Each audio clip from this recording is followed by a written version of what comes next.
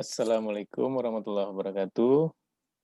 Waalaikumsalam warahmatullahi Alhamdulillah wassalatu wassalamu ala asrofil anbiya wal mursalin wa ala alihi washabihi ajmain. Bapak dan Ibu, rekan-rekan sekalian, Majelis Ilmu dengan Ustadz Daniel. Alhamdulillah pada malam ini kita diberikan kesempatan waktu dan kesehatan agar wabarakatuh. hadir untuk mengikuti ceramah dari Ustaz Dani mengenai Sirah Nabawi. Salawat dan salam tentunya kita ucapkan untuk junjungan kita Nabi besar Muhammad SAW agar kita sebagai umatnya kita membutuhkan syafaat dari beliau di akhir kelak. Bapak dan Ibu sekalian, seperti yang sudah ada di flyernya, pada saat ini kita melanjutkan dari Sirah Nabawi, yaitu mengenai perjalanan Rasulullah setelah mendapat wahyu. Sebenarnya kajian pada malam ini adalah lanjutan dari kajian yang telah kita laksanakan di minggu kemarin dengan materi lanjutan, yaitu saya lihat yaitu dakwah Syriah. Oleh karena itu mari kita mendengarkan ceramah sirah dari Pak Ustadz Daniel. Seperti biasa dari jam 8 sampai jam 9 kita berikan waktu Pak Ustadz Daniel. Nanti setelah itu kita bisa tanya jawab tentang materi atau tentang hal-hal lain yang berhubungan dengan materi tersebut. Tafadhol Ustadz. Assalamualaikum warahmatullahi wabarakatuh. Alhamdulillah wassalatu wassalamu ala Rasulillah.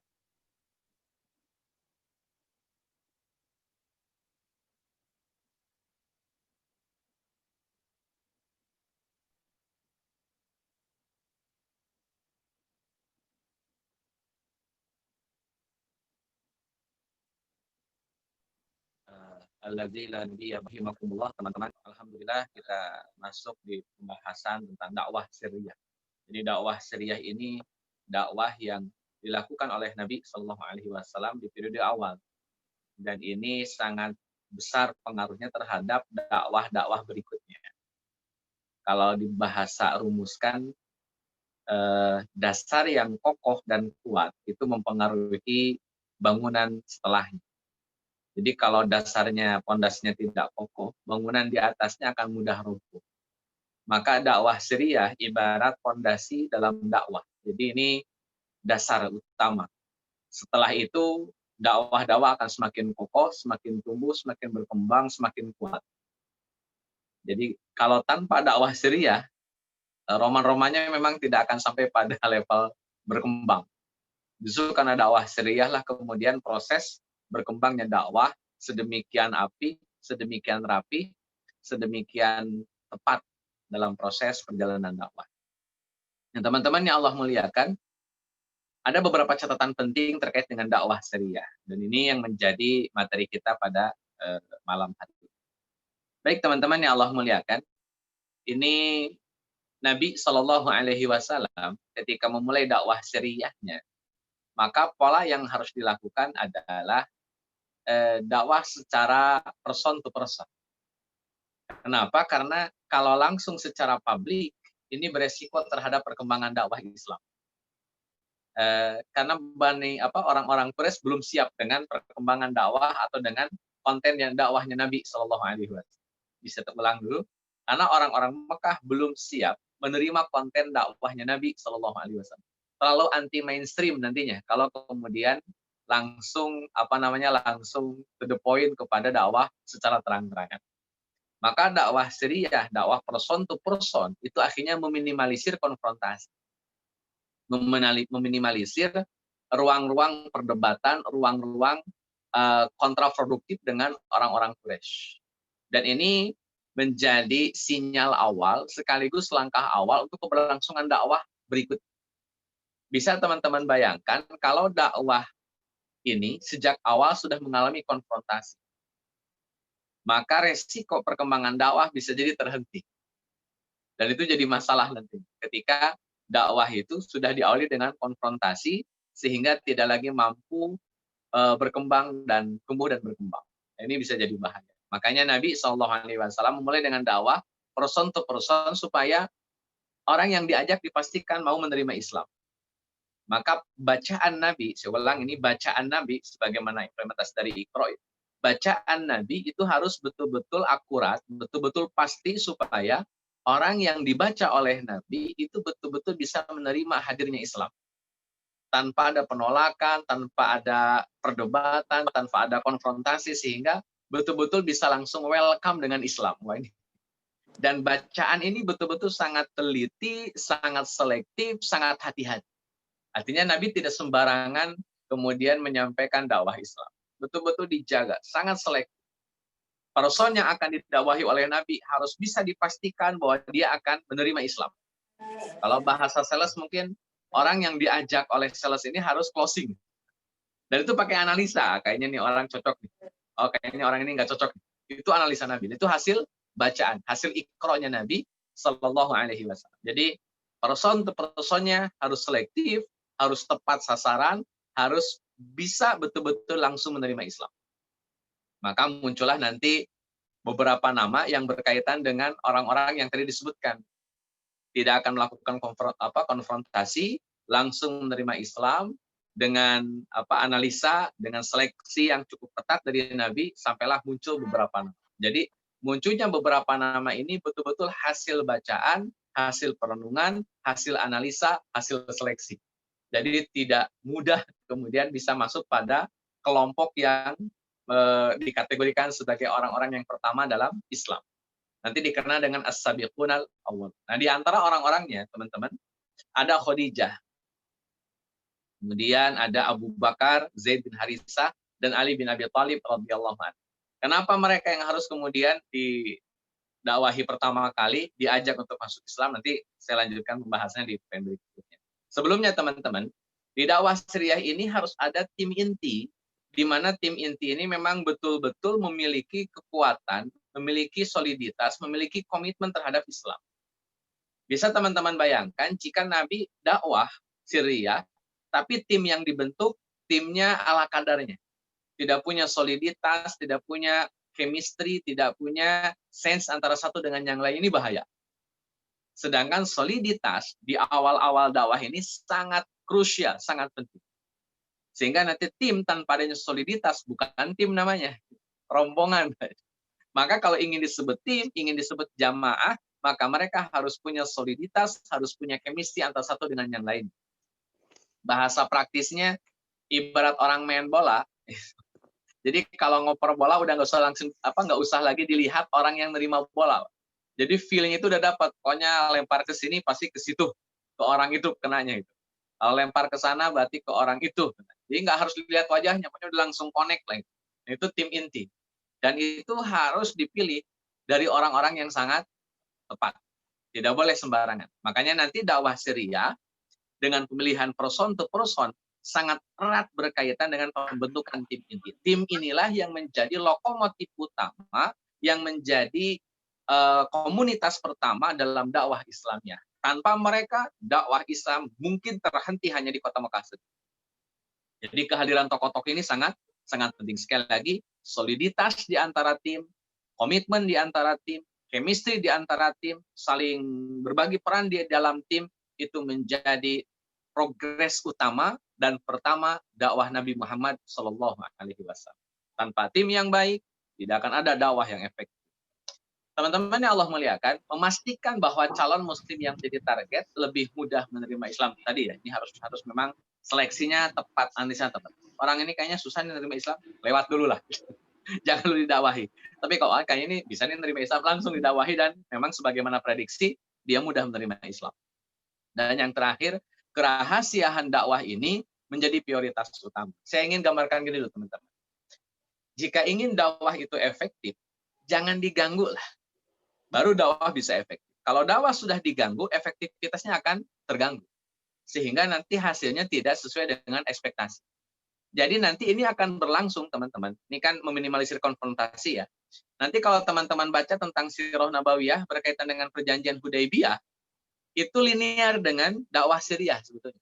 Di mana dakwah Syriah meminimalisir konfrontasi, tidak mau ribut begitu. Nanti dalam perjanjian Hudaybiyah, komitmen pun sama. Inti dari perjanjian Hudaybiyah adalah Nabi banyak mengalah, tapi mengalahnya Nabi Shallallahu Alaihi Wasallam dalam rangka menjaga lokomotif dakwah supaya tidak diganggu. Karena di antara poin yang menurut sebagian ulama menguntungkan bagi Nabi cuma satu. Dari 10 perjanjian itu, 10 item perjanjian Hudaybiyah, cuma satu yang masuk kategori menguntungkan bagi Nabi Shallallahu Alaihi Wasallam, yaitu dibebaskannya dakwah Islam, dibebaskannya dialog keislaman, dibebaskannya dialog antara agama, di mana Nabi boleh menyampaikan dakwah Islam di mana saja, kapan saja, tanpa tekanan, tanpa hambatan, tanpa halangan. Dan itu sangat menguntungkan Nabi Shallallahu Alaihi Wasallam. Dan itu seperti hanya dengan dakwah Syriah, di mana dakwah Syriah non konfrontasi. Perjanjian Hudaybiyah tidak ada tekanan, tidak ada halangan, tidak ada hambatan dalam dakwah. Dan dua hal ini menguntungkan dakwah Islamnya. Saya ulang, menguntungkan dakwah Islam. Jadi nanti kalau teman-teman analisa, dakwah Islam ketika sudah dihadang, dibatasi, diintimidasi, ya akan sulit berkembang. Karena orang-orang Islamnya, tokoh-tokoh Islamnya memiliki batas kemampuan sabar. Memiliki batas energi sabar. Sampai pada suatu saat mereka akhirnya lelah sendiri. Maka orang-orang pertama ini, di awal-awal dakwah ini, harus non-konfrontasi, dan ini linear nanti sampai pada perjanjian Hudaybiyah. Nabi pun harus mengalah demi kemaslahatan yang lebih besar, yakni terbebasnya dakwah Islamiyah dari segala bentuk tekanan, hambatan, dan halangan. Dan sekali lagi, bebasnya hambatan dakwah merupakan kemenangan terbesar dalam dakwah. Makin dibebaskan dakwah, makin dibebaskan dialog keagamaan, makin dibebaskan dialog keislaman, makin besar agama Islam nanti bisa berkembang. Allahu a'lam. Baik, teman-teman yang Allah muliakan, di slide berikutnya kita akan melihat beberapa tokoh kemudian oleh Nabi Sallallahu Alaihi Wasallam, atau diprioritaskan untuk diajak oleh Nabi Sallallahu Alaihi Wasallam. Di antaranya Khadijah radhiyallahu anha. Kenapa sih harus Khadijah? Orang pertama yang didakwahi oleh Nabi Sallallahu Alaihi Wasallam. Saya rasa logika ini mudah diterima lah. Ya, karena Khadijah isinya Nabi. Dan kita sepakati teman-teman bahwa tanpa dukungan dari istrinya Nabi Sallallahu Alaihi Wasallam, maka yang terjadi dakwah Islamiyah bisa jadi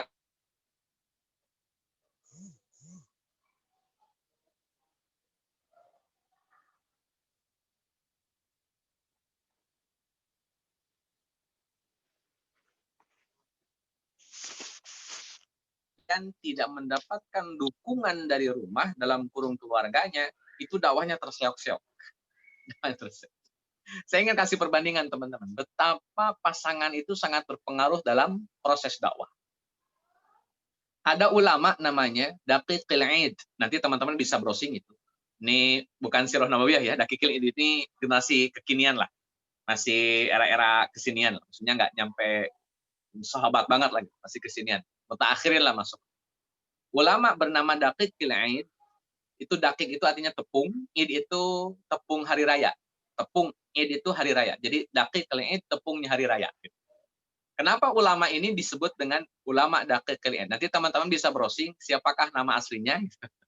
Nanti jadi kuis lah ya, siapa nama asli dari ulama yang bernama Daqiqil Aid. Nama aslinya siapa? Nah, teman-teman yang Allah muliakan, ulama Daqiqil Aid ini digambarkan oleh banyak ulama sejarah gara-gara beliau dipengaruhi oleh pasangannya. Jadi istrinya itu ketika ketemu dengan Daqiqil Aid, ya namanya aslinya bukan Daqiqil Aid ya, itu setiap ketemu pasti nanyain tepung, nanyain telur, nanyain mentega, nanyain semua bahan-bahan kue. Kata istrinya, "Bang, kita belum punya kue nih.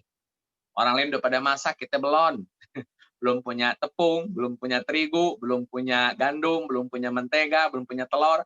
Dan setiap ketemu suaminya, itu terus yang diulang-ulang oleh istrinya.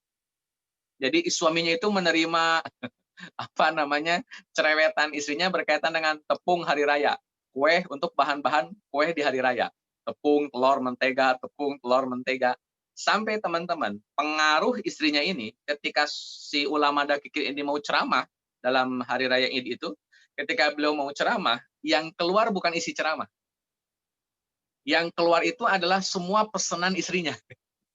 Jadi apa yang dipesankan oleh istrinya itu masuk ke memori alam bawah sadar seorang dakikil id. Jadi ketika beliau sedang ceramah, yang keluar bukan untayan firman Allah dan hadis Nabi. Yang keluar justru adalah pesanan istrinya. Tepung, telur, mentega, dan macam-macam. Sampai kata jamaah, nih Kiai kenapa nih Kiai? Orang menceramah malah nyebutin komposisi kue gitu. Sejak saat itu ulama ini dikenal dengan nama Daqiqil Aid. Poinnya teman-teman bahwa pasangan besar pengaruhnya terhadap proses dakwah. Dan ini juga terjadi pada diri Nabi Shallallahu Alaihi Wasallam. Maka Nabi harus memilih partner yang tepat. Dakwah butuh partner. Dan partner yang paling utama dan pertama adalah pasangan. Tanpa pasangan sebagai partner dakwah, terseok-seok agenda dakwah. Dipastikan ya. Dipastikan. Teman-teman bisa bayangkan dakwah itu kan tidak bisa mengejar duniawi karena ya untuk beberapa kalangan mungkin bisa ya, dengan dakwah hanya mendapatkan keuntungan duniawi, tapi bagi sebagian besar orang-orang yang aktif dalam dunia dakwah, mereka harus menghilangkan keinginan untuk mendapatkan kenikmatan duniawi. Kalau pasangannya ridho, selesai. Tapi kalau pasangannya nggak ridho, kemudian tiap pulang cerewet masalah finansial, wah ini dakwahnya terseok-seok. Dakwahnya terseok. Dan ini besar pengaruhnya terhadap agenda dakwah berikut. Makanya Nabi harus memilih orang yang tepat, the right man on right place. Orang yang tepat di tempat yang juga tepat. Pasangan bernama Khadijah radhiyallahu anha adalah calon muslimah pertama yang memang sangat besar pengaruhnya terhadap Nabi Muhammad SAW. Termasuk juga Khadijah adalah orang yang pertama diajak sholat bersama Nabi. Ini perlu saya sampaikan dulu teman-teman. Sholat itu sudah Nabi praktekkan sebelum dapat wahyu. Sesudah dapat wahyu, sholat juga tetap ada. Tidak dirubah. Sholat tetap ada. Padahal Nabi sudah jadi Rasul. Sholat tetap ada. Terus nanti teman-teman bisa nanya, terus yang Isra Mi'raj itu apaan? Kan itu sholat pertama kali yang Nabi dapatkan dari Allah Azza wa Jalla. Itu sholat pertama kali kaitannya dengan sholat 5 waktu. Saya ulang. Sholat 5 waktu baru pertama kali diwajibkan oleh Allah ketika pasca Isra dan Mi'raj. Sholat yang 5 waktu, duhur, asar, maghrib, isya, subuh. Adapun aktivitas sholat secara umum sudah ada sebelum kenabian, bahkan pasca kenabian masih berlangsung aktivitas sholat tersebut. Jadi tidak lantas dipahami sholat itu nanti belakangan. Makanya mohon maaf ini ada beberapa gerakan Islam, ya katanya Islam lah setidaknya, itu ngaku-ngaku negara Islam Indonesia, kemudian mereka punya fatwa tidak wajib sholat hari ini. Kenapa hari ini masih periode Mekah? Padahal periode Mekah sudah ada sholat. Jadi ini ahistoris nih, orang-orang yang bilang bahwa di Mekah itu belum ada kewajiban sholat. Itu jelas ahistoris. Mekah sudah ada aktivitas sholat, hanya saja bukan sholat yang 5 waktu. Yang 5 waktu baru diwajibkan ketika 1 tahunan kurang lebih sebelum pelaksanaan hijrah ke kota Madinah. Namun sejak awal aktivitas sholat sudah ada. Baik sebelum kenabian atau sesudah kenabian. Nah, bicara teknis seperti apa, bagaimana tata caranya, itu tidak banyak dijelaskan oleh para ulama. Allah. Tapi yang jelas, orang pertama yang diajak sholat oleh Nabi adalah Khadijah radhiyallahu anha. Yang kedua, teman-teman, memudahkan dakwah Islam di kalangan wanita. Karena Nabi ini kan laki-laki. Jadi kalau ngobrol dengan ibu-ibu, agak gimana? Jadi memang harus ada pihak perempuan yang memang menjebatani apa yang menjadi ilmu dari Nabi, dijebatani oleh perempuan ini supaya sampai kepada perempuan-perempuan lainnya. Dan sosok Khadijah, sosok yang tepat. Khadijahlah duta Islam untuk kalangan perempuan. Yang berikutnya teman-teman, seluruh anak-anak Nabi automatically mereka beragama Islam. Kenapa mereka beragama Islam? Peran dari ibu. Karena madrasatul ula, ini kaidah ya. Madrasatul ula, madrasah pertama bagi anak-anak adalah ibunya. Jadi madrasah pertama bukan SDIT-nya, bukan TK-nya, bukan SMP-nya, bukan SMA-nya. Madrasah, sekolah pertama bagi anak-anak adalah ibu. Jadi ibunya sebagai lembaga sekolah. Gurunya, pembimbingnya, murabinya, mursyidnya itu dari ibu. Makanya seluruh keturunan Nabi, anak-anak Nabi, baik yang hidup kan cuma 4, baik Zainab, Ruqayyah, Ummu Kulsum, dan Fatimah, empat-empatnya menjadi seorang muslimah yang baik. Bahkan saking komitnya mereka terhadap agama Islam, sampai mereka harus bercerai dengan suami mereka. Contohnya kayak Ruqayyah, harus cerai dengan Utbah bin Abi Lahab. Kemudian Ummu Kulsum harus cerai dengan Utaibah bin Abi Lahab. Adapun Fatimah menikah dengan seorang suami yang masih yang muslim, yakni Ali bin Abi Thalib, jadi tidak mesti bercerai.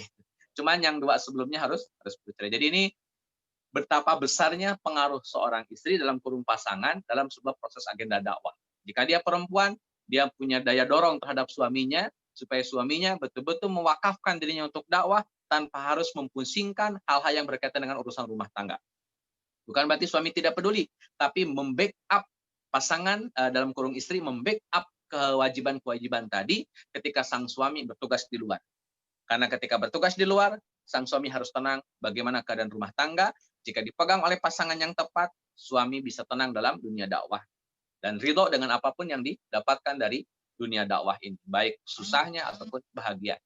Termasuk nanti pasangan ini punya besar pengaruhnya terhadap keturunan atau anak-anak. Karena akhirnya nanti anak-anak bisa dipastikan sebagai orang-orang yang muslim. Allahu a'lam. Tokoh berikutnya, teman-teman yang Allah muliakan, Ali bin Abi Thalib radhiyallahu anhu.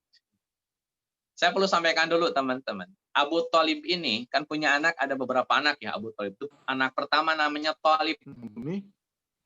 Nama asli Abdul Muthalib, nama asli Abu Thalib adalah Abdi Manaf bin Abdul Muthalib. Jadi nama aslinya Abdi Manaf. Dipanggil karena anak pertamanya bernama Thalib. Makanya dipanggil Abu Thalib. Jadi di antara anaknya Abu Thalib ya Thalib. Nama aslinya adalah Abdi Manaf. Kemudian anak yang berikutnya ada Aqil. Anak berikutnya ada Ja'far. Anak berikutnya ada Ali bin Abi Thalib radhiyallahu anhu. Nah, ini singkat cerita gini, ikhwah. Ketika Nabi sudah menikah, kemudian ekonomi lancar karena Nabi kita ketahui sebagai orang yang kaya ketika menikah, dan pasangannya pun Khadijah radhiyallahu anha adalah wanita yang kaya. Jadi settle secara ekonomi lah. Beliau punya paman, Nabi ini punya paman namanya Abbas bin Abdul Muthalib. Abbas yang bapaknya Abdullah, nanti dikenal dengan nama Abdullah bin Abbas. Nah, Abbas ini juga orang kaya.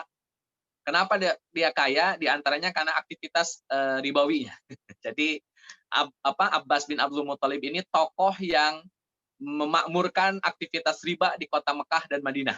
Itu Abbas bin Abdul Muthalib. Mungkin kalau sekarang mungkin rentenirnya lah. Tapi dulu ya sebelum dia menjadi Muslim, Abbas itu rentenirnya di Mekah.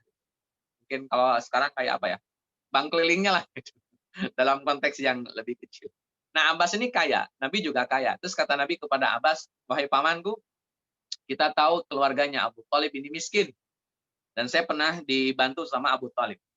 Saya sudah dewasa, sudah punya keluarga, ekonomi sudah mapan. Kayaknya kita perlu bantu Abu Thalib. Gimana kalau kita mengadopsi anaknya Abu Thalib? Antum satu, aneh satu, kata Nabi Muhammad SAW. Deal ikhwah, deal itu. Antara Abbas dengan Nabi Muhammad deal untuk ngasuh 2 orang anak dari Abu Thalib. Satu untuk Abbas, satu untuk Nabi. Maka dipilihlah oleh Abbas bin Abdul Muthalib anak yang bernama Ja'far bin Abi Thalib. Jadi Ja'far diasuh oleh Abbas.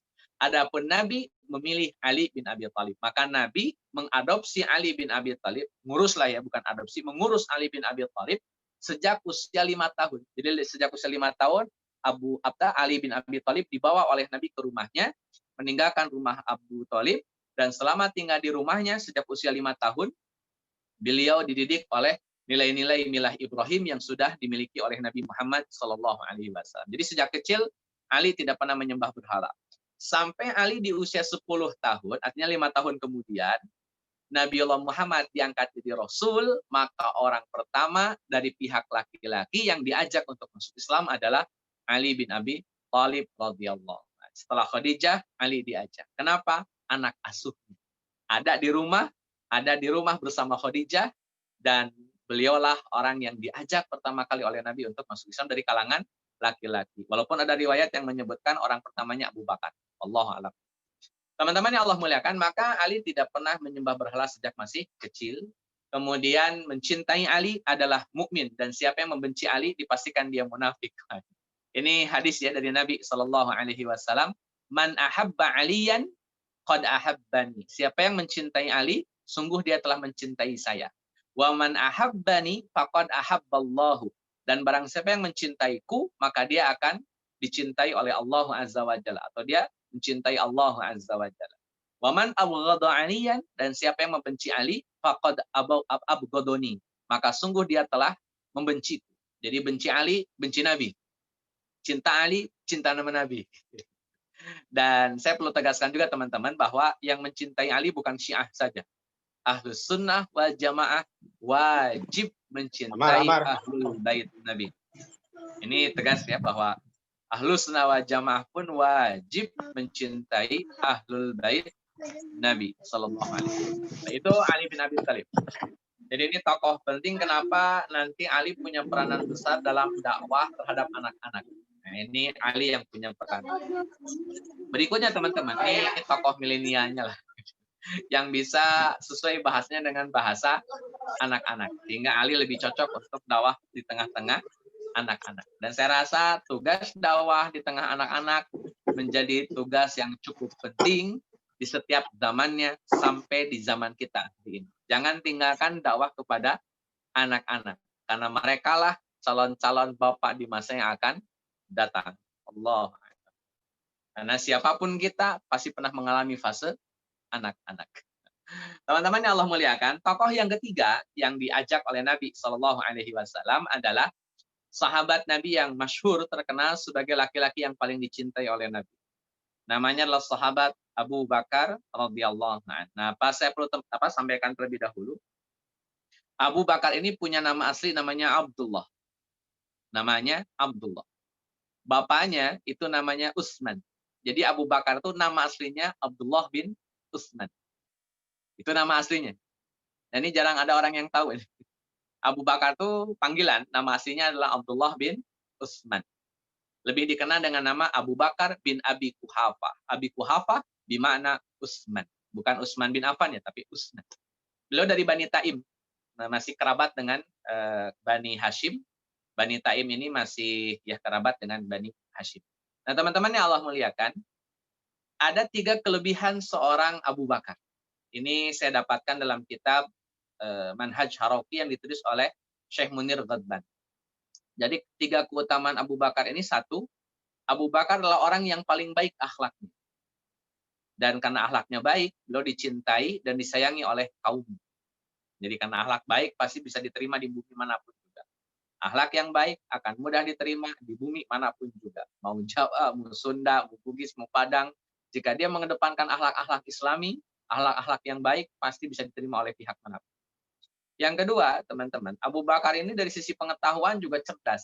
Bahkan saking cerdasnya seorang Abu Bakar As-Siddiq radhiyallahu an, beliau mampu menghafal silsilah nasab Quraisy, masya Allah. Jadi kan banyak orang di Mekah itu, dan masing-masing punya nasab, ikhwah. Masing-masing punya nasab. Jadi nasab-nasab ini itu dihafal oleh Abu Bakar. Tidak hanya dihafal, teman-teman. Bahkan Abu Bakar paham betul kecenderungan kabilah tersebut. Misalkan ada kabilah A gitu. Kata Abu Bakar, kabilah ini cocok kalau diajak dagang. Kabilah B, kabilah ini nggak cocok diajak dagang. Itu Abu Bakar paham. Abu Bakar paham. Dan nanti teman-teman, itu efeknya orang-orang yang akan kerjasama dalam bisnis atau akan melaksanakan akad pernikahan, itu mereka punya tuntutan moral untuk mendatangi Abu Bakar dulu. Sebelum mereka melangsungkan pernikahan, sebelum mereka berbisnis, mereka akan memaksakan diri untuk ketemu Abu Bakar dulu. Sekedar bertanya, kira-kira orang ini cocok tidak nih diajak bisnis? Orang ini cocok nggak diajak besanan? Itu Abu Bakar bisa langsung menjelaskan. Oh, kalau kabilah ini cocok. Oh, kalau kabilah ini nggak cocok. Dan teman-teman, luar biasanya, orang yang bertanya kepada Abu Bakar, ketika Abu Bakar jawab, maka jawaban Abu Bakar dijadikan sebagai pegangan. Artinya jarang orang datang kepada Abu Bakar setelah bertanya, kemudian dijawab oleh Abu Bakar, kemudian oleh orang yang bertanya, ditolak jawaban Abu Bakar. Itu tidak ada. Rata-rata orang yang datang kepada Abu Bakar untuk bertanya, itu menerima jawaban Abu Bakar dan melaksanakan apa yang kemudian disampaikan oleh Abu Bakar As-Siddiq radhiyallahu anhu. Ini posisi Abu Bakar di tengah-tengah masyarakat Quraisy. Jadi Masya Allah, luar biasa. Jadi sosok yang sangat punya pengaruh besar terhadap orang-orang Quraisy. Sosok bernama Abdullah bin Utsman atau Abu Bakar bin Abi Quhafa radhiyallahu anhu. Teman-teman yang Allah muliakan, Abu Bakar As-Siddiq selain punya akhlak, yang kedua punya pengetahuan, yang ketiga kemampuan beliau dalam dunia dagang. Ini status sosialnya ini kemudian dipercaya oleh orang-orang Quraisy sebagai orang yang layak untuk mendapatkan kepercayaan umat Quraisy, orang-orang Quraisy. Kenapa? Karena Abu Bakar As-Siddiq radhiyallahu an pakar dalam dunia dagang. Jadi kalau sudah urusan bisnis, urusan dagang itu pasti datanya ke Abu Bakar. Lebih tepat mungkin konsultan bisnis kali ya. Konsultan nasab, konsultan bisnis itu Abu Bakar As-Siddiq. Jadi kalau orang nanya tentang nasab, nanya tentang bisnis, itu pasti referensinya adalah Abu Bakar As-Siddiq radhiyallahu anhu. Jadi ini posisi luar biasa, teman-teman. Posisi luar biasa di tengah-tengah masyarakat Quraisy yang memang sangat memuja nasab dan sangat menggandrungi yang namanya bisnis atau dagang. Jadi urusan nasab, urusan dagang itu pasti prioritas di pikirannya orang-orang Mekah, orang-orang Quraisy. Dan referensi utamanya kalau urusan dagang, urusan nasab ya Abu Bakar. Jadi ini sangat besar nanti pengaruhnya terhadap orang-orang Quraisy. Teman-teman bisa bayangkan kalau Abu Bakar setiap ditanya, kemudian Abu Bakar ngasih jawaban, maka orang yang nanya akan langsung welcome dengan jawaban Abu Bakar, akan langsung confirm dengan jawaban Abu Bakar. Itu faktanya. Nanti impact-nya teman-teman, impact-nya atau dampaknya, ketika Abu Bakar mengajak kepada suatu event, ketika Abu Bakar mengajak kepada suatu kondisi, ketika Abu Bakar mengajak kepada suatu komunitas, maka orang-orang yang diajak itu akan sami'na wa ata'na. Kenapa? Abu Bakar paham masalah silsilah nasab, Abu Bakar jago dalam masalah bisnis, wong dia konsultan. Apa yang diarahkan oleh seorang konsultan rata-rata bagus. Jadi nanti apa yang diajak oleh Abu Bakar, rata-rata orang menerima. Saya ulang, rata-rata orang yang diajak oleh Abu Bakar untuk apapun itu, rata-rata orang itu menerima. Ketika Abu Bakar mengajak untuk masuk Islam, hasilnya pun sama. Rata-rata menerima. Jadi teman-teman gini, ketika teman-teman punya komunitas ini, maka pastikan orang-orang yang terlibat dalam komunitas, satu, punya kualitas akhlak, dua, punya pengetahuan, knowledge, dan yang ketiga, punya status sosial. Karena mau tidak mau, dakwah juga butuh orang-orang yang membackup status sosial tersebut. Dan pas status sosial, bisa jadi dakwah orang akan terhambat. Hanya butuh orang-orang seperti Abu Bakar yang punya backupan pengaruh, backupan pengaruh. Makanya nanti Nabi Shallallahu Alaihi Wasallam kenapa alasannya memilih Abu Bakar, kenapa nggak milih sahabat yang lain? Kan banyak sahabat, banyak teman-temannya Nabi di kota Mekah, tapi kenapa harus memilih Abu Bakar? Karena Abu Bakar orang yang paling berpengaruh di tengah-tengah Quraisy. Bukan karena Abu Bakar nasabnya bagus, enggak. Secara nasab Abu Bakar bukan siapa-siapa. Tetapi, maksudnya tetap bangsawan, tapi tidak semulia Bani Umayyah atau Bani Hashim. Itu kabilahnya Abu Bakar. Tetapi, kemampuan personal seorang Abu Bakar yang paham nasab dan paham dunia dagang menjadi rujukan orang-orang Quraisy sehingga strata sosialnya naik. Status sosialnya naik. Karena paham nasab dan paham bisnis. Bahasa kitanya konsultan nasab, konsultan bisnis. Dan orang yang dijadikan konsultan, ketika dia memberikan saran, orang-orang rata-rata menerima saran. Wong konsultan. Kalau ada konsultan ditolak ya nggak bisa jadi konsultan. Nah teman-teman yang Allah muliakan, Abu Bakar sendiri dibanding Nabi Shallallahu Alaihi Wasallam secara usia terpaut 2 tahun. Dalam riwayat yang lain terpaut 3 tahun. Ini wallahu alam lah. Yang mana yang lebih tepat, tapi intinya antara 2 atau sampai 3 tahun. Itu sosok Abu Bakar As-Siddiq radhiyallahu anhu. Termasuk teman-teman nanti tokoh yang keempat namanya Zaid bin Harithah Beliau seorang sahabat Nabi, bahkan pernah menjadi anak angkatnya Nabi. Kenapa pernah menjadi anak angkatnya Nabi? Ya karena eh, beliau orang yang sangat baik, orang yang sangat besar peranannya terhadap Nabi, orang yang membantu semua proses aktivitas Nabi, baik dalam konteks rumah tangga, karena dia tadinya pembantu, hamba sahaya. Nabi bebaskan, Nabi adopsi, bahkan Nabi nikahkan Zaid bin Harisah dengan seorang bangsawan dari kabilah Bani Hashim. Namanya Zainab binti Jahsi.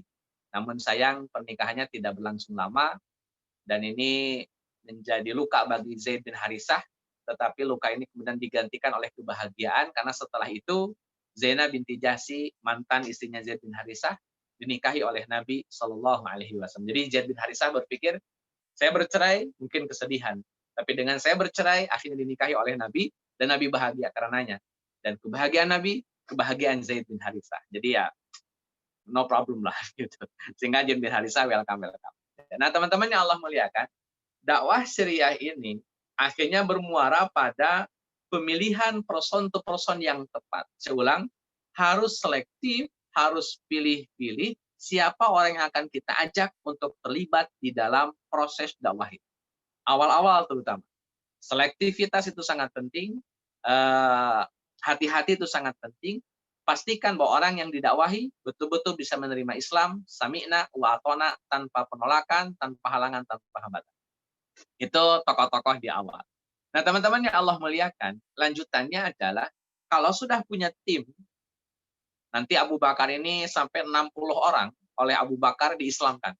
Masya Allah. Jadi Abu Bakar As-Siddiq radhiyallahu anhu itu sampai membawa 60 orang sampai masuk Islam. Itu dari pintunya Abu Bakar As-Siddiq radhiyallahu anhu. Jadi ini tadilah sangat besar pengaruhnya. Kalau orang datang kepada Abu Bakar bertanya, pasti oke. Makanya dakwah Islamnya Abu Bakar sangat mudah dan banyak orang menerima. Nah, teman-teman yang Allah muliakan, ketika sudah mulai banyak orang-orang Muslim di kota Mekah, pertanyaan berikutnya harus diapain ini? Apa masuk Islam sudahlah itu selesai? Enggak. Jadi harus ada proses pembinaan yang intensif orang-orang yang masuk Islam tersebut. Maka yang namanya pembinaan harus punya base camp. Pertanyaannya base camp-nya di mana untuk proses pembinaan orang-orang yang baru masuk Islam? Maka jawabannya base camp yang dipilih oleh Nabi Shallallahu Alaihi Wasallam adalah rumah Arqam bin Abil Arqam. Saya perlu sampaikan dulu teman-teman. Arqam bin Abil Arqam ini usianya masih 16 tahun. 16 tahun itu usia yang belum dianggap sebagai laki-laki dewasa di kota Mekah. Jadi usia 16 tahun belum dianggap siapa-siapalah. Belum diuongkan usia 16 tahun. Jadi tidak mungkin orang punya penghormatan kepada laki-laki di usia 16 tahun. Di atas 25 itu baru akan dianggap sebagai laki-laki dewasa. Tapi kalau 16 tahun, ya belum dipandang sebagai tokoh yang layak untuk diajak diskusi atau diminta saran atau diterima sarannya. Itu 16 tahun belum. Yang kedua, rumah Arqam bin Abil Arqam itu dekat dengan Bukit Sofa. Dekatan dengan Bukit Sofa. Jadi itu berada di belakang pemukiman orang-orang Quraisy. Karena bukit biasanya di belakang. Nggak mungkin bukit di depan rumah. Bukit pasti di belakang rumah. Nah, yang dekat nempel dengan bukit itu rumahnya Arqam bin Abil Arqam. Jadi teman-teman bisa bayangkan, Arqam bin Abil Arqam punya rumah. Rumahnya di dekat bukit, di belakang pemukiman orang-orang Quraisy. Yang kedua, Arqam ini anak muda, usia 16 tahunan. Belum bisa diajak untuk diterima sarannya, apalagi dalam dunia Darun Nadwah. Darun Nadwah itu kan para senator Arab, itu yang namanya Arqam bin Abil Arqam tidak mungkin dilibatkan di forum, karena masih usianya 16 tahun. Nah, teman-teman yang Allah muliakan, pemilihan rumah Arqam bin Abil Arqam sebagai base camp dakwah, markas dakwah, itu ternyata hasil dari kecerdasan analisa Nabi Shallallahu Alaihi Wasallam. Kenapa memilih rumah Arqam bin Abil Arqam? Sederhananya teman-teman yang Allah muliakan, itu tidak membuat curiga orang-orang Quraisy. Kenapa? Ya karena jarang dilewati oleh orang-orang Quraisy. Yang namanya orang-orang Quraisy kan sering kumpulnya di depan rumah gitu, kalau klaster itu nih bagian belakangnya lah. Jadi rata-rata orang Quraisy sering nongkrongnya di depan. Nggak mungkin nongkrongnya di belakang.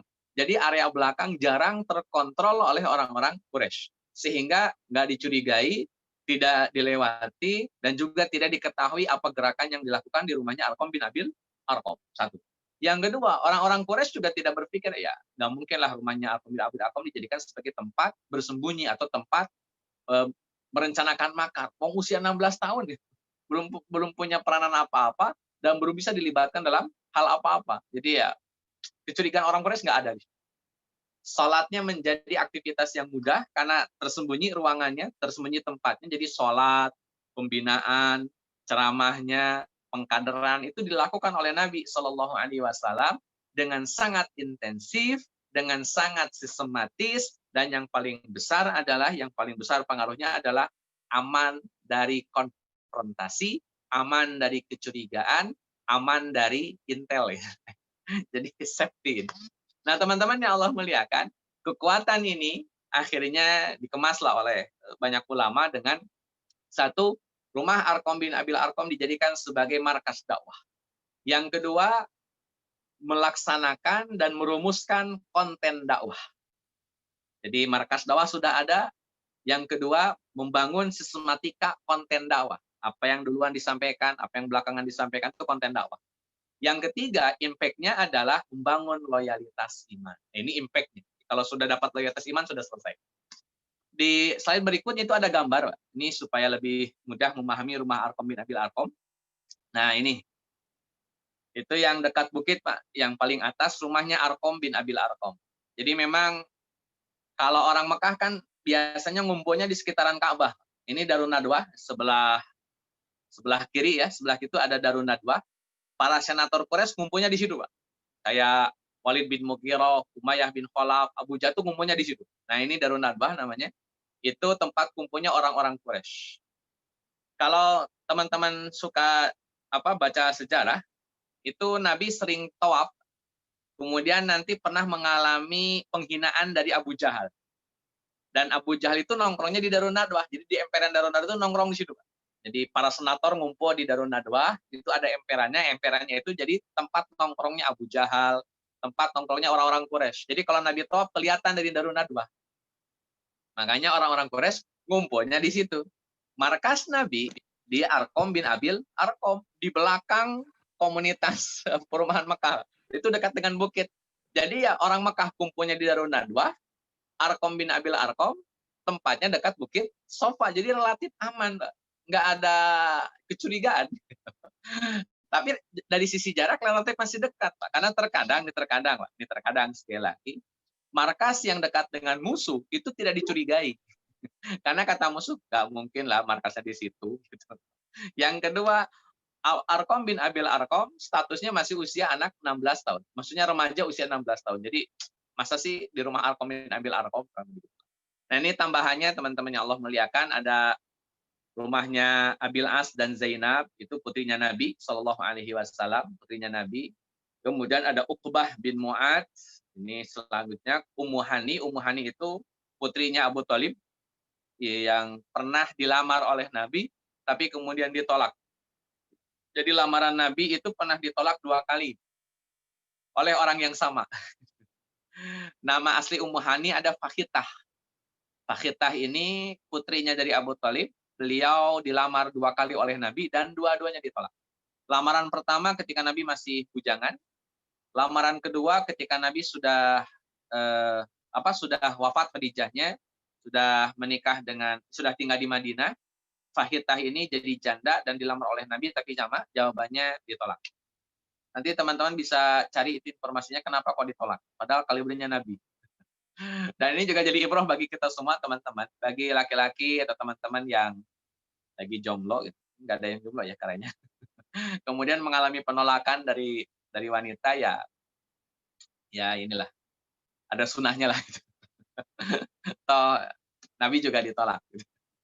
Teman-teman yang Allah muliakan, ini gambaran tentang Arqam bin Abil Arqam sebagai markas dakwah, dan disitulah kemudian Nabi membina orang-orang yang baru masuk Islam dengan pembinaan yang sangat intensif, membangun sistematika, silabus konten dakwahnya, dan yang paling penting adalah membangun loyalitas iman kepada Nabi Shallallahu Alaihi Wasallam.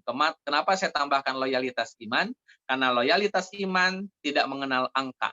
Loyalitas iman tidak mengenal dinar dan dirham. Loyalitas iman tidak mengenal kekuasaan, loyalitas iman tidak mengenal duniawi, loyalitas iman diberikan hidup dan mati untuk perjuangan dakwah Islamiyah di bawah naungan, di bawah pembinaan Nabi Muhammad SAW. Dan ini menjadi kekuatan besar untuk dakwah-dakwah berikutnya. Saya ulang teman-teman, sebagaimana tadi di prolog, dakwah Syriah yang dilakukan oleh Nabi selama 3 tahun, pembinaan intensif di rumah Arqam bin Abil Arqam selama 3 tahun adalah dasar, adalah fondasi untuk tumbuh dan berkembangnya dakwah di tahun-tahun berikutnya. Tanpa momen ini, mungkin dakwah tidak akan sampai ke Indonesia. Allah. Baik teman-teman yang Allah muliakan, di slide berikutnya, ini kalau tadi disampaikan ada markas dakwah, ada sistematika konten dakwah, ada amalan yang tidak boleh dihilangkan dalam proses pembinaan ini, yakni sholat. Ini agak masuk ke ranah fikih dan tazkiyatun nafs ya. Jadi sirahnya agak ke fikih dan tazkiyatun nafs. Jadi saya tegaskan dulu teman-teman. Sholat itu komunikasi vertikal antara hamba dengan Tuhan. Ini komunikasi.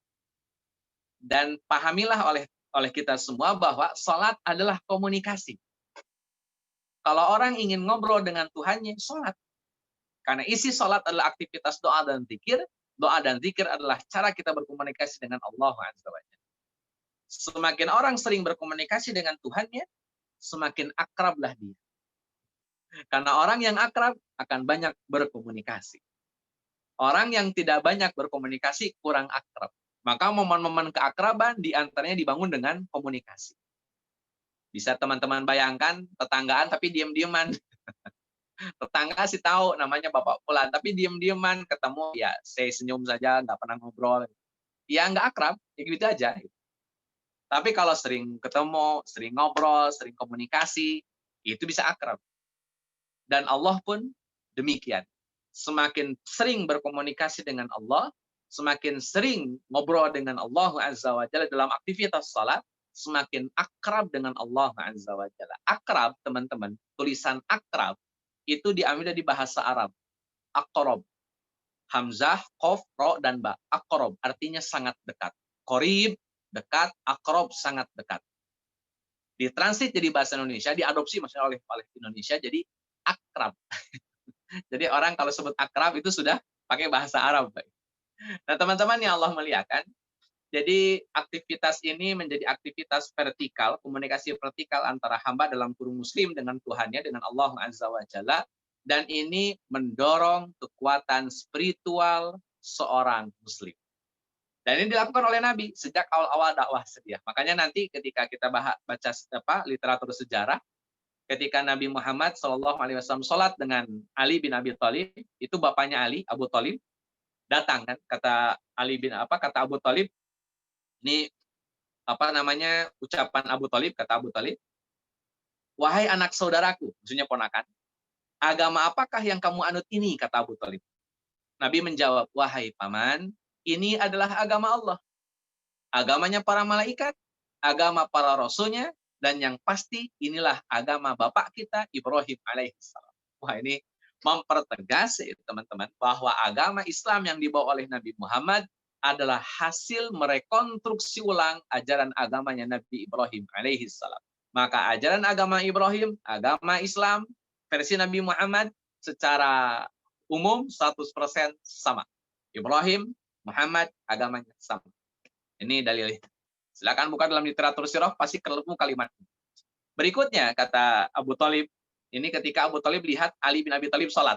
Ali bin Abi Thalib sholat, terus kata Abu Thalib, wahai Ananda, kepada Ali, agama apakah yang kamu anut ini, wahai Ananda?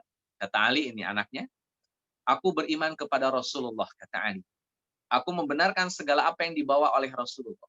Aku sholat bersamanya karena Allah dan aku mengikutinya. Maka respon dari Abu Thalib, dari pamannya Nabi Abu Thalib, dari bapaknya Ali, kata Abu Thalib, sesungguhnya dia dalam kurung Muhammad tidak akan mengajakmu kecuali kepada kebaikan. Artinya sholat yang dilakukan oleh Ali bersama Nabi Muhammad adalah kebaikan. Karena tidak mungkin seorang Nabi Muhammad mengajak seseorang melakukan sesuatu kecuali sesuatu itu adalah kebaikan. Itu komentarnya dari Abu Thalib. pamannya Nabi Shallallahu Alaihi Wasallam. Sekali lagi ini salat menjadi wasilah pembinaan yang paling efektif. Maka nanti teman-teman bisa cek kenapa harus salat. Karena semakin sering komunikasi semakin akrab. Orang yang salat punya kedekatan khusus dengan Tuhan. Apalagi salat malam. Allah. Yang kedua, teman-teman yang Allah muliakan, di antara agenda pembinaannya Nabi Shallallahu Alaihi Wasallam adalah muamalah dengan Quran.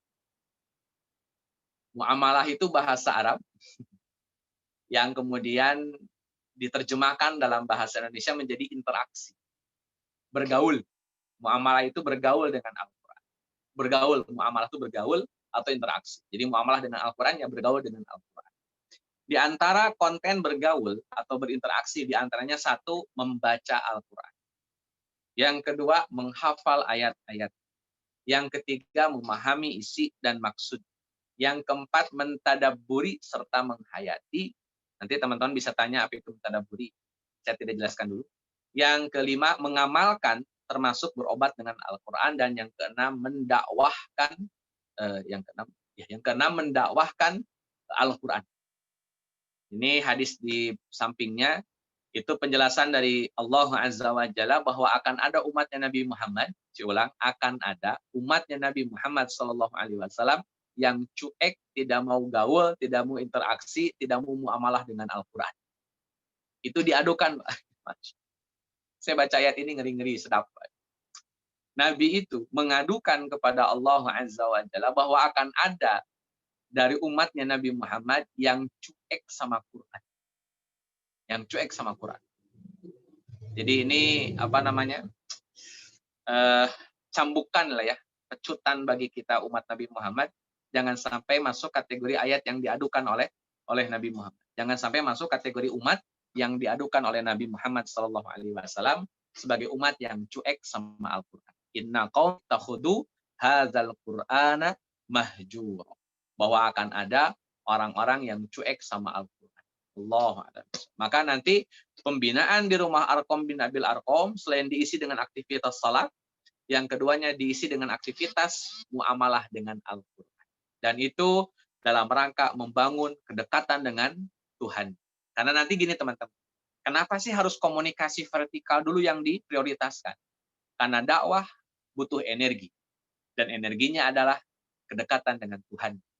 Seorang da'i yang tidak dekat dengan Tuhannya, dia tidak punya energi. Dia akan kehabisan energi. Dia akan kehilangan energi, dan dakwah bisa jadi berhenti saat itu juga. Maka butuh energi yang sangat besar, yakni kedekatan dengan Tuhan. Allah. Baik teman-teman yang Allah muliakan, selanjutnya setelah sholat, kemudian muamalah dengan Al-Quran, di slide berikutnya, Nabi Shallallahu Alaihi Wasallam tetap melanjutkan agenda pembinaan.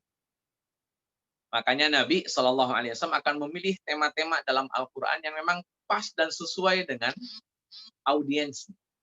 Jadi ini pemilihan tema yang tepat untuk momen yang tepat, untuk saat yang tepat. Dan setiap momen punya ayat. Setiap momen ada nasihat. Setiap momen ada konten dakwah. Jadi nanti teman-teman bisa memetakan bahwa Al-Quran yang diajarkan oleh Nabi itu secara periodik disesuaikan dengan momen, disesuaikan dengan kapasitas, disesuaikan dengan target. Dan cara belajar Quran yang paling tepat begitu. Jadi kadang-kadang kan kita ngapalin Quran pokoknya dari awal sampai akhir. Tanpa tahu nih ayat buat apa, ayat ini turunnya kapan, ayat ini ketika turun ceritanya bagaimana. Akhirnya yang penting ngapal lah. Maka sense hafalannya agak kurang pas. Kenapa? Karena dia tidak paham apa yang dia hafal. Nabi ketika berdakwah itu memastikan konten dakwah ini sesuai dengan kapasitas, sesuai dengan target, sesuai dengan ekspektasi yang diharapkan. Menyesuaikan itu. Makanya ada temanya, ada kontennya, ada ruhnya, ada momennya. Contoh misalkan teman-teman, tema-tema Al-Quran di awal-awal dakwah itu pasti bicara tentang Allah dan hari kiamat. Kenapa hari kiamat disampaikan di awal? Supaya orang-orang tidak lagi berpikir bahwa mereka seolah akan hidup abadi. Karena orang yang punya kekuasaan, jika dia berpikir bahwa kekuasaannya tidak akan berakhir, maka tindakan kezaliman dipastikan akan dilakukan. Kalau dia berpikir bahwa kekuasaan tidak akan pernah berakhir, dia besar punya peluang melakukan kezaliman. Maka para penguasa harus diyakinkan akan ada akhir dari segala sesuatunya. Sehingga mereka mengurungkan niat ketika akan melakukan kezaliman. Dan berlaku bagi siapapun. Jangan sampai ada orang mencari dunia, kemudian dia lupa bahwa dunia ini akan berakhir. Nanti pencarian dunianya itu bisa over. Bisa over. Makanya perlu diingatkan dengan hari akhir. Semua yang ada di muka bumi ini akan sampai pada game over-nya. Akan sampai pada endingnya, akhirnya. Dalam bahasa Al-Quran, likulli ummatin ajal. Setiap umat itu ada ajal. Tidak mungkin kemudian umat itu bisa terus-terusan ada. Maka ini perlu diingatkan di awal. Agar orang tidak lagi punya harapan berlebih tentang kehidupan dunia yang ternyata sementara, tapi diyakini atau dianggap seolah-olah abadi. Padahal sementara. Maka ini perlu menjadi tema besar pertama. Efeknya teman-teman, kalau orang yakin akan adanya hari akhir, yakin adanya Allah Azza wa Jalla, kecintaan kepada dunia tidak begitu besar, kecintaan pada agenda dakwah akan semakin besar. Kenapa? Karena hanya dengan dakwah, kehidupan yang terbatas bisa bermakna. Allah. Kemudian teman-teman, gambaran surga dan neraka ini perlu disampaikan juga di awal. Saya ingin ini ngobrol materinya agak nyinggung tafsir sedikit. Mungkin kalau teman-teman baca, rata-rata surga itu digambarkan dengan hal-hal yang indah. Misalkan bidadari, kemudian emas permata, berlian. Terus yang paling unik adalah pohon di bawahnya ada air. Tajri min tahtihal anhar. Jadi pohon di bawahnya mengalir air. Padahal kalau teman-teman cek di Mekah, itu nggak ada air, susah yang namanya sungai itu. Kemudian pohon di bawahnya sungai itu kayaknya nggak nemu. Mungkin kita akan sering ketemu di puncak kali ya. Puncak banyak pohon, bawahnya air mengalir. Kalau periode Mekah itu, di Mekah itu gimana orang membayangkan pohon di bawahnya ada air? Mungkin kalau di Yaman ada kebun, di sekelilingnya ada air, oke lah, karena memang Yaman, Taif itu kota-kota yang subur. Madinah itu kota-kota yang subur. Tapi kalau Mekah, menggambarkan pohon ada air itu sesuatu yang mustahil, teman-teman. Dan kenapa diksi linguistik Al-Quran ketika menggambarkan surga itu didominasi oleh bidadari, berlian, emas, permata, buah-buahan, pohon, sungai. Kenapa itu isinya? Jawabannya teman-teman, karena hal-hal yang disebutkan tadi itu menjadi harapan terbesar orang-orang Mekah. Di Mekah nggak ketemu pohon di bawahnya sungai. Ketika surga dihadirkan dan gambarannya adalah pohon di bawahnya sungai, orang-orang Mekah terkagum-kagum. Wah, keren di surga. Pohon di bawahnya ada air. Di Mekah nggak ada begituan. Maka mereka sangat termotivasi untuk mengejar surga. Kenapa? Gambaran surga bagi orang-orang Mekah saat itu betul-betul amazing. Betul-betul menakjubkan.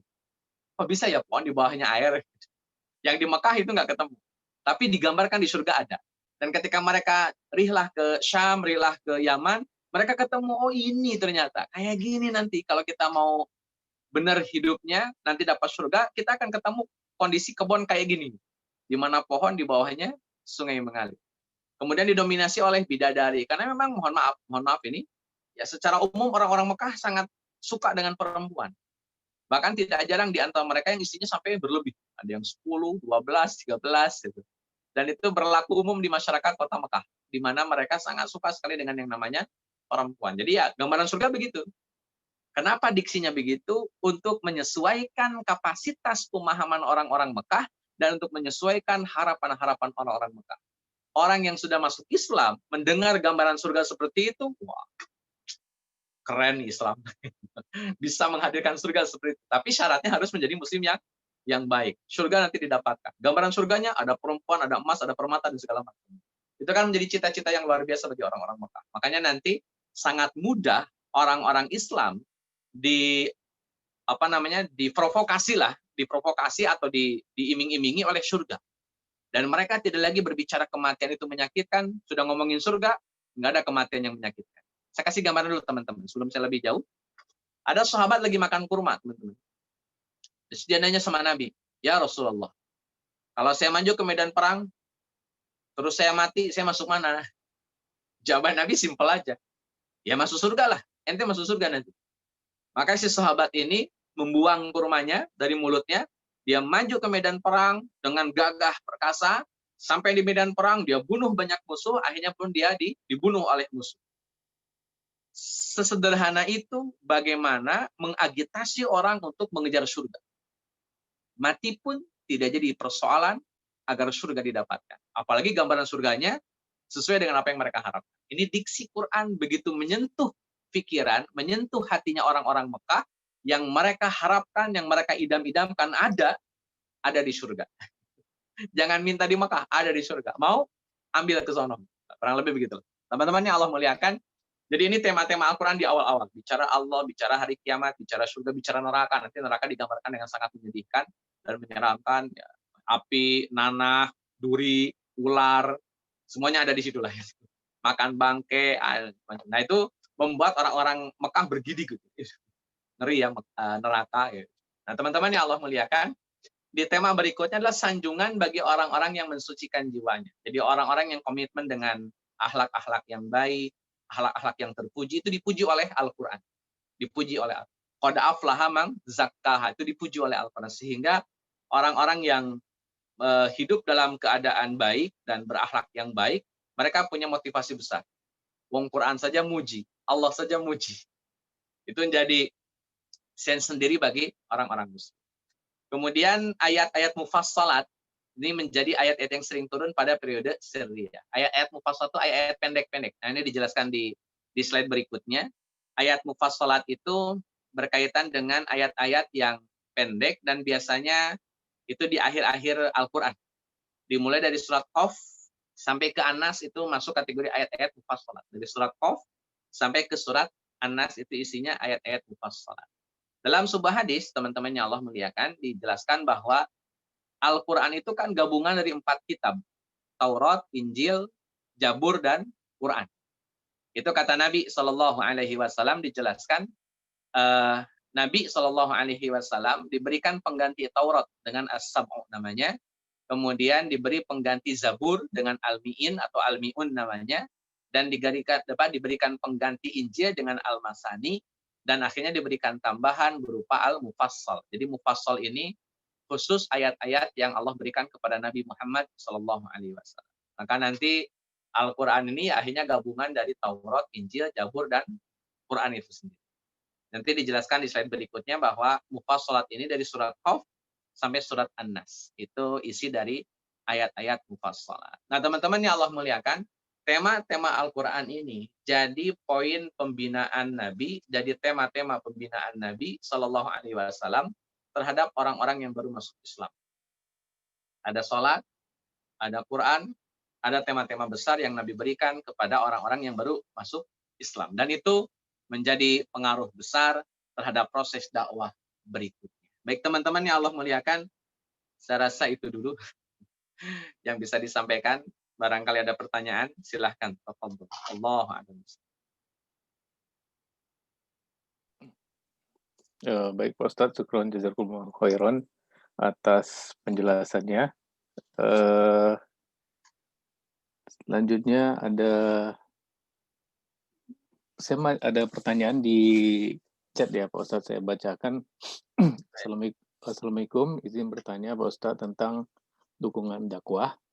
Bagaimana dengan situasi suami istri yang beda pilihan organisasi seperti istri NU, suami Muhammadiyah, atau suami istri beda pilihan parpol? Selama ini saya tahu sholat dimulai Isra Mi'raj kalau Rasul sudah. Yang kedua, sekalian aja Pak Ustaz dengan ibu yang sama, dengan pertanyaan yang sama. Baik. Selama ini saya tahu sholat dimulai sejak Isra Mi'raj. Kalau Rasulullah sudah melakukan sholat sudah jauh sebelum itu, dari mana dan bagaimana cara melakukannya, Ustaz? Baik. Saya jawab yang kedua dulu, Pak.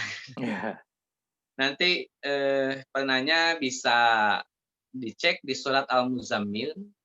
Surat Al-Muzammil ayat 1 sampai ayat 20 kan 20 ayat itu. Silakan dibaca tafsirnya. Di situ dijelaskan bahwa sholat malam itu sholat yang Nabi laksanakan setelah masa-masa kenabian. Jadi sekitar 1 tahun sholat malam itu diwajibkan oleh Allah Azza wa Jalla. 1 tahun sholat malam itu diwajibkan oleh Allah Azza wa Jalla bagi Nabi dan juga bagi para sahabat Nabi. 1 tahun. Setelah 1 tahun berlalu, maka kewajiban sholat malam diturunkan jadi hukumnya sunnah. Turun hukumnya jadi sunnah, sholat malam itu. Tapi bagi Nabi, hukumnya tetap wajib. Maka sampai kapanpun Nabi tidak akan pernah meninggalkan sholat malam, baik ketika mukim maupun safar. Kenapa? Hukum bagi Nabi wajib.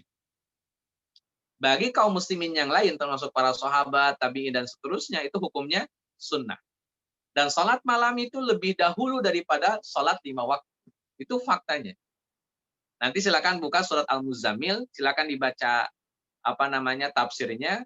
Di situ bahkan dijelaskan timingnya, waktunya. Dalam Al-Quran surat Al-Muzammil ini, ya ayyuhal muzammil qumil laila illa qalila nisfahu, tengah malam pelaksanaannya, awin qus minhu qalila, atau kurang dari tengah malam, bisa jam 10, jam 11, atau auzid alaihi, atau lebih dari tengah malam, bisa jam 1, jam 2, jam 3. Itu waktu pelaksanaan sholat malam. Bahkan bisa jadi sampai habis isya sampai menjelang subuh, itu pelaksanaan sholat malamnya Nabi. Dan itu sudah diwajibkan sejak awal, sebelum adanya perintah sholat yang 5 waktu. Ini bukan yang salah, bukan yang belajar, Pak.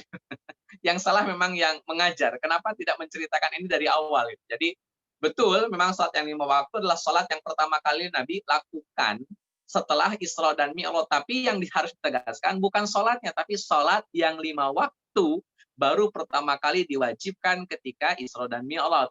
Adapun sholat selain yang 5 waktu itu sudah diwajibkan sejak awal. Jadi diksinya harus begini, diksinya sholat itu sudah dipraktekkan sejak awal Nabi jadi Rasul. Sholat itu. Sholat yang 5 waktu baru diwajibkan ketika Isra dan Mi'raj. Itu baru betul diksinya. Jadi kalau ada penjelasan sholat itu baru diwajibkan setelah Isra dan Mi'raj, salah. Jadi kalau hanya kalimat sholat itu sudah diwajibkan sejak Isra dan Mi'raj, itu salah. Harusnya sholat itu sudah diwajibkan sejak awal masa kenabian. Sholat yang 5 waktu baru diwajibkan setelah Isra dan Mi'raj. Makanya nanti penjelasannya Isra dan Mi'raj ya berkaitan dengan sholat yang 5 waktu, bukan sholat secara umum. Adapun sholat secara umum ya sudah diwajibkan sejak masa kenabian. Makanya nanti gini teman-teman, waktu Nabi mau Isra dan Mi'raj, Isra lah begitu, kan Nabi itu dari Mekah ke Yerusalem. Menariknya di Yerusalem, di Masjidil Aqsa, Nabi itu kan sholat malam, sholat dulu bersama para Nabi. Nabi jadi imam, seluruh Nabi di belakang Nabi Muhammad, jadi makmumnya Nabi Muhammad SAW, sholat dilaksanakan, imamnya Nabi. Padahal kan Nabi Isra dan Mi'raj mau dapat perintah sholat, kok sholat dulu? Kan jadi ribet. Makanya diksi yang tepat adalah sholat, titik, sudah diwajibkan sejak awal masa kenabian. Sholat yang 5 waktu baru diwajibkan setelah Isra dan Mi'raj. Jadi sholat sudah. Pertanyaan berikutnya, prakteknya bagaimana? Sama. Ada ruku, ada sujud. Nah, kalau kaitan dengan bacaan sholat, bisa jadi ada perbedaan. Perbedaannya seperti apa? Bagaimana? Dalam penjelasan ulama fikih tidak dijelaskan secara detail kaitan dengan bacaan sholatnya, kaitan dengan dikir-dikir sholat. Jadi wallahu alam untuk masalah bacaan sholat. Tetapi intinya sholat sudah ada sejak awal masa kenabian, dan itu berlangsung 1 tahun diwajibkan oleh Allah Azza wa Jalla kepada seluruh muslim. Setelah 1 tahun berlalu, hukumnya berubah menjadi sunnah sampai hari ini. Adapun bagi Nabi tetap hukumnya wajib. Baru setelah itu aktivitas sholat tetap ada, paginya, sorenya, malamnya. Karena kalau bahasa Al-Quran di surat yang lain itu asyiyatan au duhaha. Pagi dan petang ada sholat, dan malamnya pun ada sholat. Akhirnya sholat ini berubah menjadi sunnah hukumnya nanti, terutama sholat malam. Adapun sholat pagi dan petang itu nanti jadi duha, jadi duha, dan nanti jadi sholat qobla asar atau sholat qobla asar atau sholat qobla maghrib, itu jadi ada sholat di petang hari. Jadi hukumnya sunnah. Adapun nanti sholat yang 5 waktu menjadi aktivitas sholat yang hukumnya wajib. Sholat yang 5 waktu, duhur, asar, maghrib, isya, dan subuh. Itu yang kedua pertanyaan. Yang pertama, teman-teman yang Allah muliakan, ketika pasangan itu berbeda afiliasi ormas atau politik. Perlu saya sampaikan dulu teman-teman.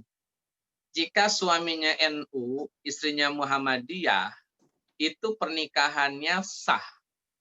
Dan yang kedua, aktivitas rumah tangga biasa saja, berjalan normal saja.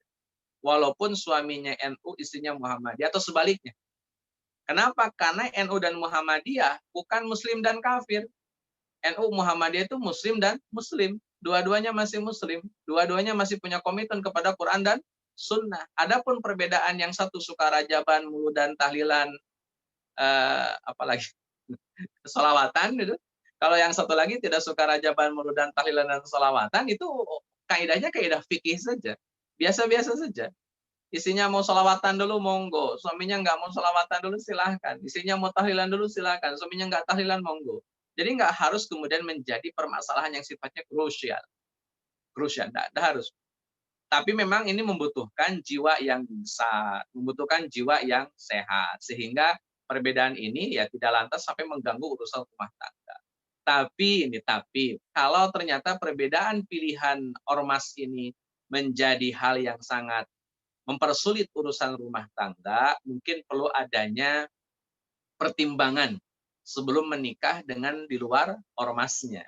Bukan tidak boleh, Pak, bukan haram. Khawatir perbedaan pandangan ini mengganggu keharmonisan rumah tangga. Bukan masalah konten yang mengganggunya, Pak. Itu konten yang mengganggu kan karena keyakinan orangnya. Tapi kesiapan orangnya, tidak punya jiwa besar, tidak punya fleksibilitas, tidak punya enjoy di dalam mensikapi perbedaan. Kalau itu nggak ada, ya bisa jadi merusak keharmonisan rumah tangga. Saya punya contoh kasus, teman-teman nih, saya punya saudara itu, bibi saya lah dalam tanda kutip, itu orang Persis. Suaminya dari NU, itu hanya bertahan 3 bulan, saya itu bercerai. Saya tanya, Bi, kenapa bercerai? Kan nggak boleh bercerai itu. NU, selesai. Padahal NU dan Persis ya tidak dalam rangka Muslim dan kafir, Pak. Nggak ada kaidahnya kalau kemudian nikah dengan di luar ormas harus bercerai, nggak ada itu, Pak. Cuman jiwa orang yang melakukan itu atau pelakunya emang belum siap. Bukan masalah rajaban mulu dan tahlilannya, Pak. Orangnya belum siap menghadapi perbedaan. Itu problemnya. Makanya kalau orang belum siap mensikapi perbedaan, menghadapi perbedaan, dan itu bisa mengganggu keharmonisan rumah tangga, ya pikir-pikir dulu sebelum menikah dengan di luar jamaahnya. Pikir-pikir saja dulu.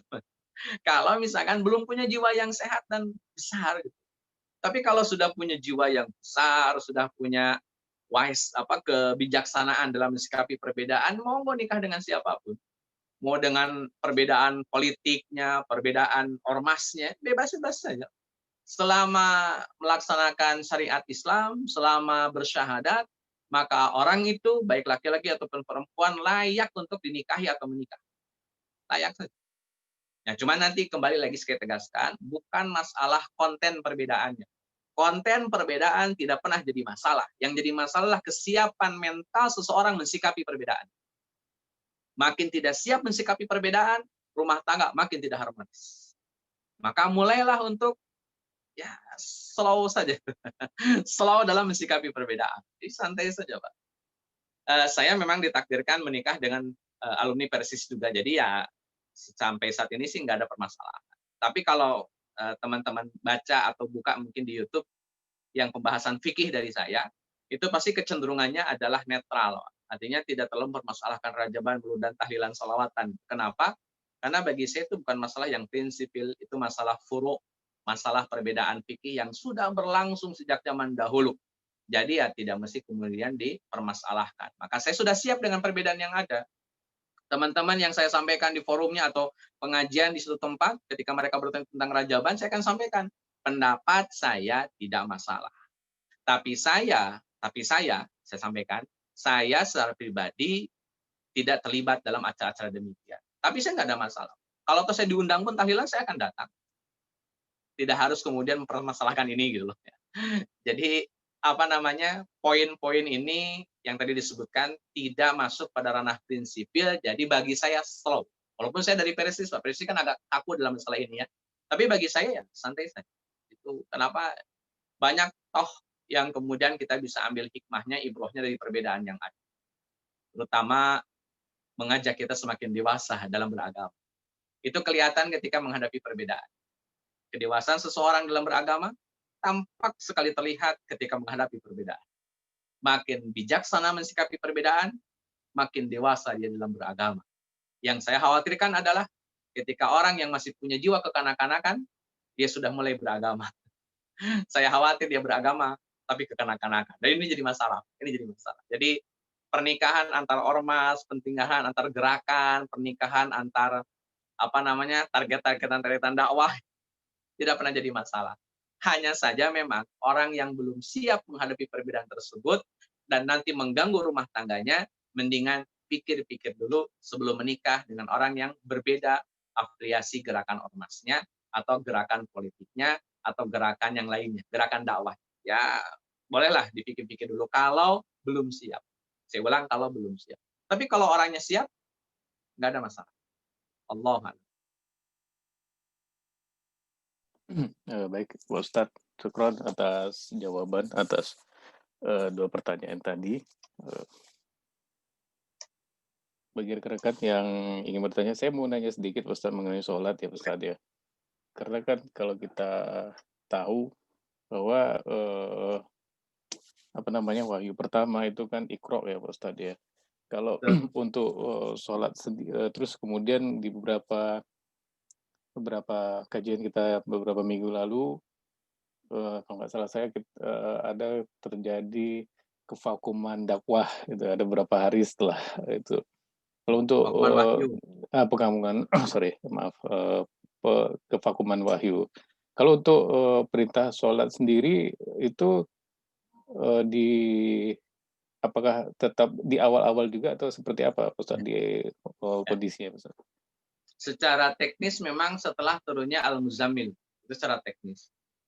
Jadi sebelum itu aktivitas sholat ada tetapi masih menggunakan milah Ibrahim. Jadi Nabi mendapatkan wahyu, Iqra bismi rabbikal ladzi khalaq, tidak serta-merta menafikan praktek agama Ibrahim. Kan dari awal saya sudah sampaikan bahwa Nabi itu sebelum dapat jabatan Rasul, SK Rasul, itu beliau suka bertahanus. Dalam bahasa Ibnu Hajar al-Asqalani disebutnya tahannuf, bukan tahannus. Kalau tahannus kan menyendiri, berdiam diri gitu. Kalau tahannuf itu fokus dengan ibadah-ibadah Ibrahim. Makanya disampaikan oleh Ibnu Hajar al-Asqalani, Nabi itu di Gua Hira sholat, zikir gitu. Itu aktivitas Nabi di Gua Hira. Artinya mengikuti milah Ibrahim. Jadi sholat sudah ada sebetulnya. Nah, ketika Nabi dapat wahyu, aktivitas sholat yang milah Ibrahim masih berlangsung dilakukan oleh Nabi Shallallahu Alaihi Wasallam sampai nanti Nabi Muhammad punya format baru tentang praktek sholat ketika surat Al-Muzammil diturunkan. Itu ketika sholat malam diwajibkan. Maka praktek sholatnya mengikuti arahan Jibril alaihi salam ketika menggambarkan bagaimana sholat ketika sholat malam. Dijelaskan oleh Jibril dalam bentuk praktek, diikuti oleh Nabi Muhammad sebagai makmum, sholatlah berdua.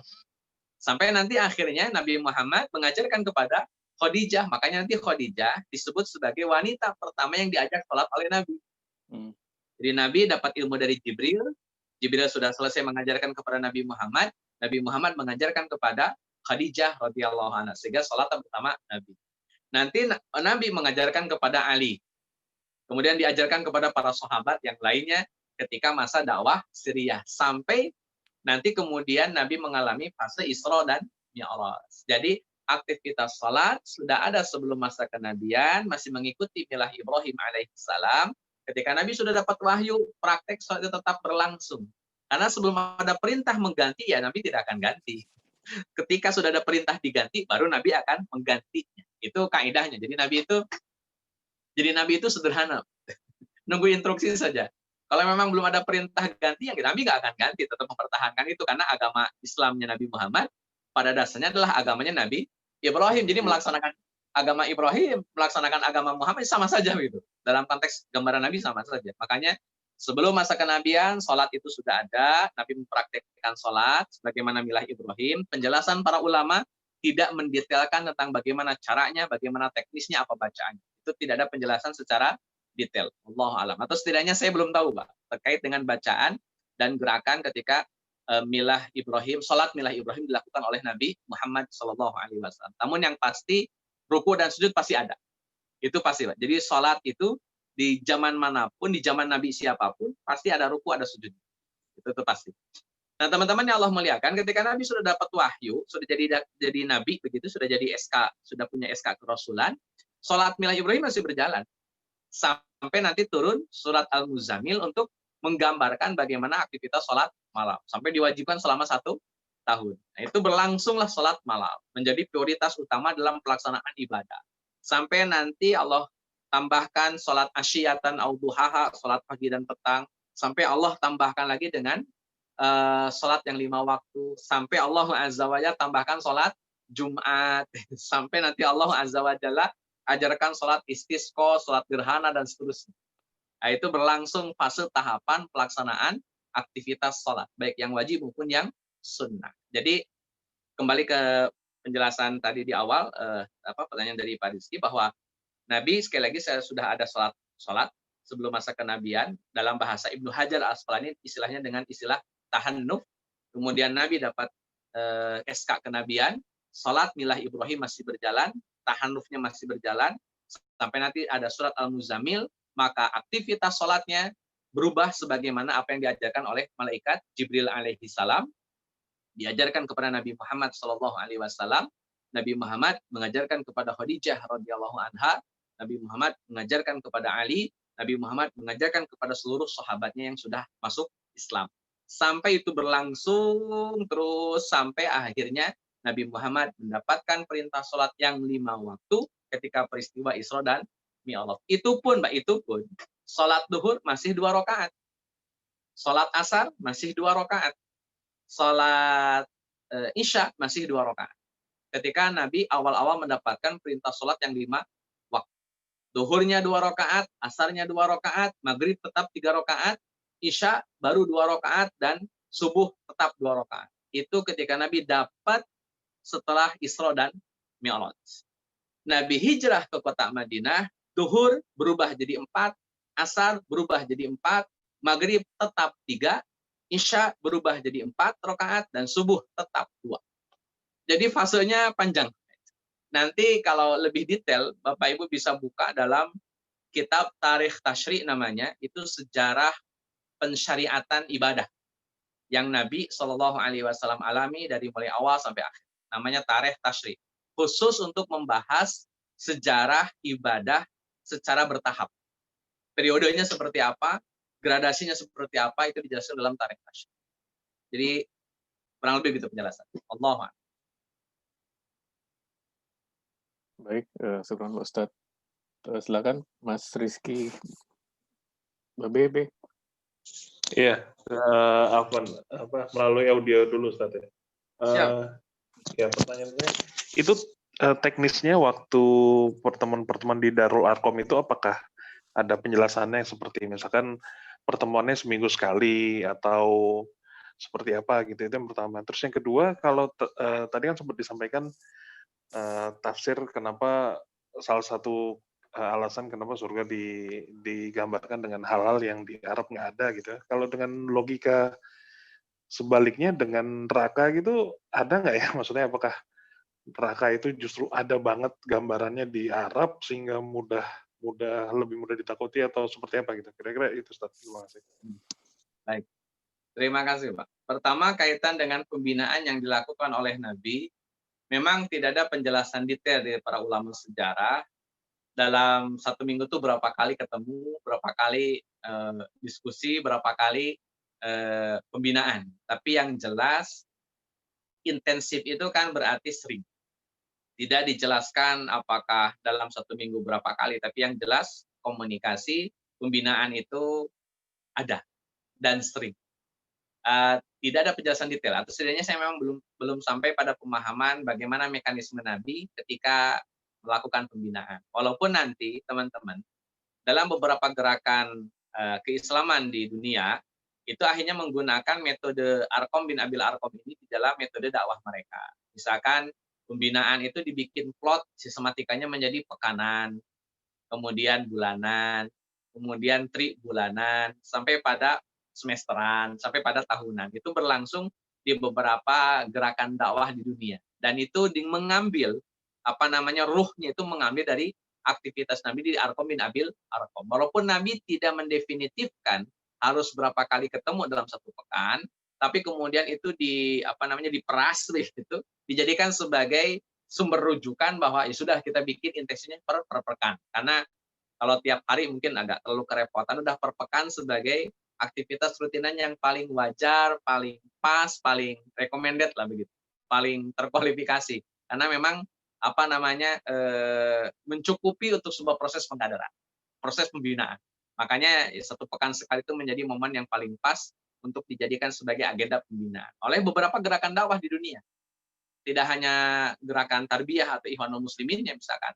Banyak gerakan dakwah yang lain memang per pekan itu ada komunikasi, ada interaksi, ada pengawasan, pembinaan. Dan nanti Nabi tidak hanya memberikan materi kajiannya, Nabi juga mengawal kaitan dengan pelaksanaannya. Nabi nanya tentang beberapa hal yang berkaitan dengan aktivitas sahabat di luar sana. Nabi juga bertanya tentang perkembangan orang-orang Quraisy setelah Nabi memulai dakwah Siriyahnya. Itu Nabi semuanya dibaca. Sahabat menjadi sumber informasi bagi Nabi, informan bagi Nabi Shallallahu Alaihi Wasallam. Sekali lagi, tidak ada penjelasan detail dari Nabi berkaitan dengan proses pembinaannya, apakah pekanan, bulanan, atau tahunan, tetapi yang jelas intensif dan sering. Nah, kalimat sering ini bisa harian, bisa 2 harian, bisa 3 harian, 3 hari sekali itu bisa saja.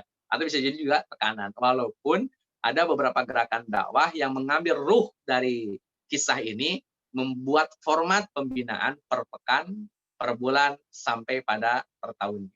Sampai pada semesteran. Dan itu sah-sah saja. Karena memang dalam agenda dakwah, sifatnya tauqifi. Saya ulang, agenda dakwah itu sifatnya tauqifi. Jadi tidak harus murni mirip-mirip dengan Nabi. Karena metodologi dakwah atau cara dakwah itu akan menyesuaikan perkembangan zaman. Kayak sekarang ini kan dakwah melalui media online. Di zaman Nabi dipastikan tidak ada. Tapi kan bicara metodologi sah-sah saja. Yang penting kan dakwah tersampaikan, dakwah diterima, gitu, dipahami dengan baik oleh audiensnya. Itu kan yang penting prinsip dakwah begitu. Makanya secara metodologi tidak pernah dibuat baku dari Nabi. Teknisnya diberikan kepada keleluasaan zamannya, kontennya baru baku dari Nabi. Makanya dakwah itu tidak pernah mempermasalahkan cara, tapi dakwah itu sangat menegaskan konten. Kontennya harus sama, harus tauhid, harus merujuk pada Quran Sunnah. Adapun metodologi, monggo.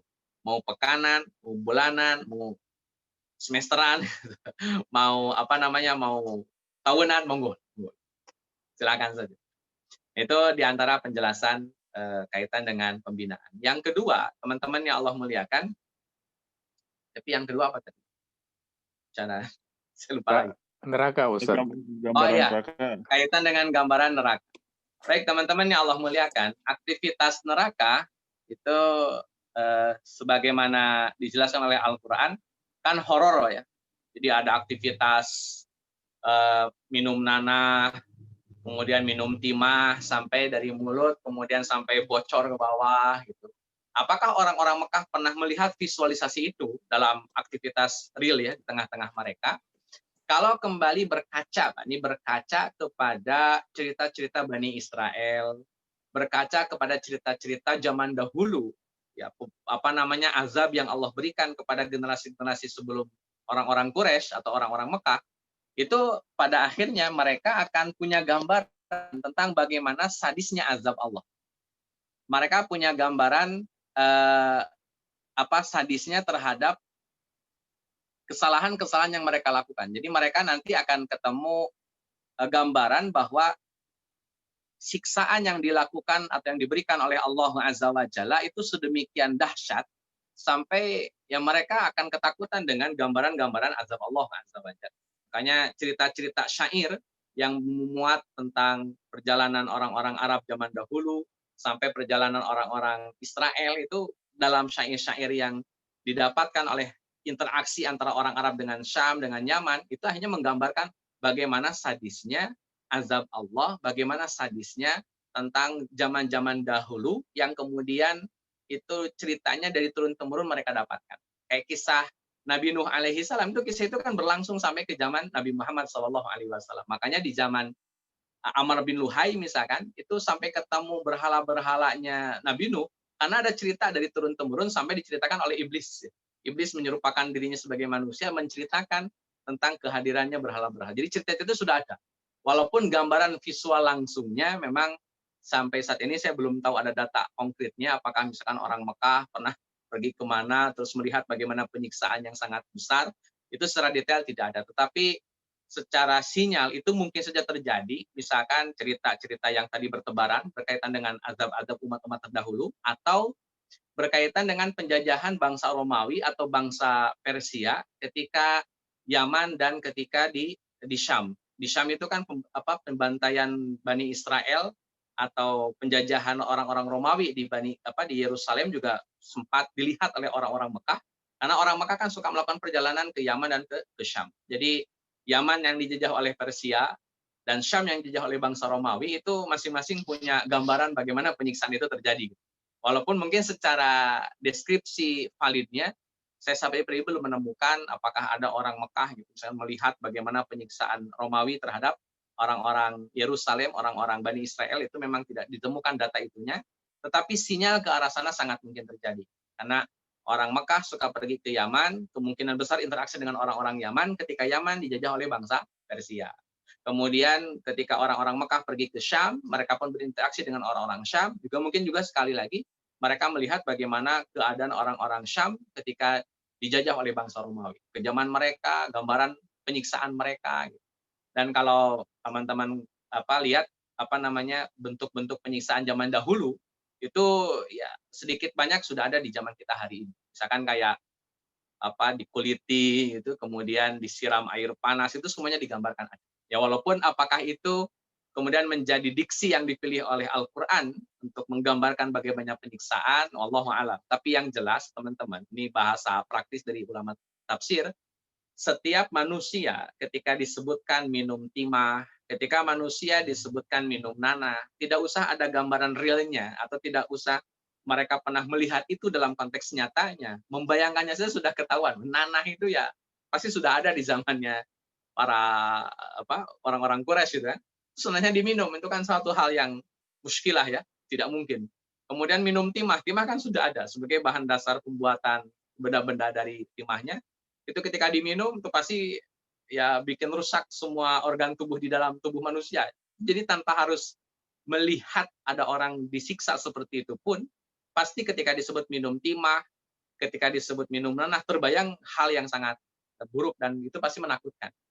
Apalagi kemudian diksi-diksi yang digunakan oleh Al-Quran itu menggunakan bahasa Arab yang secara pendekatan bahasa bagi orang-orang Arab secara sendiri itu punya daya tekan yang sangat besar. Misalkan kayak Allah Azza wa Jalla itu menyatakan maghdub, menyatakan azabun alim, itu sudah membuat orang-orang Arab paham bahwa kalimat alim dengan lam yang dipanjangkan alim artinya kesedihan yang dimaksud oleh Al-Qur'an sangat pedih.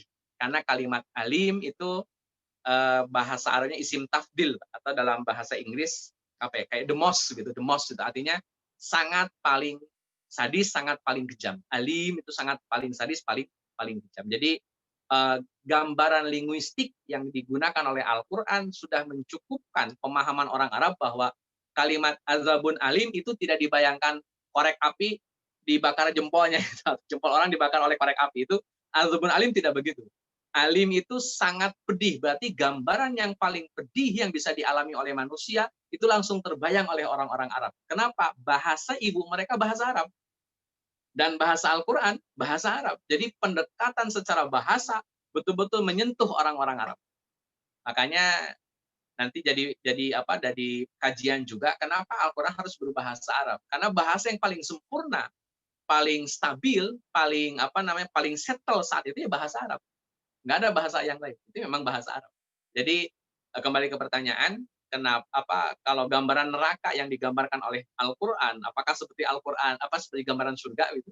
Karena orang Arab punya harapan tentang perempuan, tentang emas, permata, maka dihadirkanlah diksi seperti itu untuk memicu obsesi dan optimisme untuk mengejar surga. Adapun neraka ya dengan pendekatan sejarah orang-orang zaman dahulu atau pengalaman interaksi dengan Syam dan Persia Syam dan Yaman yang dijajah oleh Romawi dan Persia, bisa jadi ada peristiwa yang membuat mereka panik atau mereka takut dengan penyiksaan yang ada, atau yang ketiganya melalui pendekatan linguistik. Karena memang secara bahasa kalimat alim, kalimat syadidul iqab itu sudah terset ya di dalam pandangan orang-orang Mekah atau orang-orang Arab secara umum bahwa kalimat ini sangat pedih. Tidak mungkin dibayangkan orang disiksa jempolnya dibakar atau cuman dibakar tangannya doang. Ya sih yang kebayang itu sangat pedih dan apa kondisi paling pedih yang dialami oleh manusia, seperti itulah neraka. Makanya diksi-diksi yang digunakan secara kebahasaan itu menggunakan isim tafdil semua. Alim, syadid, jahim, karena memang isinya sangat dahsyat. Artinya the most, saking tidak bisa dibayangkan oleh pikiran manusia. Itu diantara kemungkinan kenapa diksi neraka itu horor dan sadis ya, diantaranya karena bisa jadi ulama-ulama sejarah zaman dahulu, termasuk zaman Quraisy, sudah menceritakan itu dari turun-temurun, kaitan dengan azab orang-orang yang hidup di zaman dahulu. Yang kedua, kaitannya dengan pengalaman secara visual dan secara interaksi sosial orang-orang Mekah yang suka ke Yaman dan juga suka ke Syam. Itu bisa jadi melihat peristiwa sadis, penyiksaan sadis yang dilakukan oleh para penjajah. Atau yang ketiga, secara pendekatan linguistik. Memang diksi yang digunakan oleh Al-Quran betul-betul menggunakan diksi yang superlatif. Artinya the most, sangat-sangat menyedihkan, sangat-sangat menyakitkan. Sehingga itu terframe di dalam pikiran mereka. Jadi nggak mungkin dibayangkan biasa saja. Pasti dibayangkannya dahsyat gitu. Dengan penggunaan diksi dalam bahasa. Allahu Akbar. Ya, syukur Ustaz. Baik Pak Ustadz. Yang terakhir ada dari Mas Heri Pramono. Ya Ustadz, mau tanya terkait sahabat Arkom ini, sebenarnya siapa Ustadz? Kenapa bin-nya itu bin Abi Arkom? Mungkin itu aja Ustadz. Baik, teman-teman yang Allah muliakan, jadi memang Arkom ini anak pertama. Jadi bapaknya itu pasti dipanggilnya ya Abi Arkom. Cuman memang kenapa kok tidak disebut nama aslinya? Jadi langsung Arkom bin Abil Arkom saja. Kayak karena memang orang-orang Arab begitu suka dengan yang namanya kunyah. Ya Arkom, Abul Arkom itu ya kunyah begitu. Padahal kalau di bahasa aslikan di nama aslinya itu dalam satu riwayat namanya Abdullah.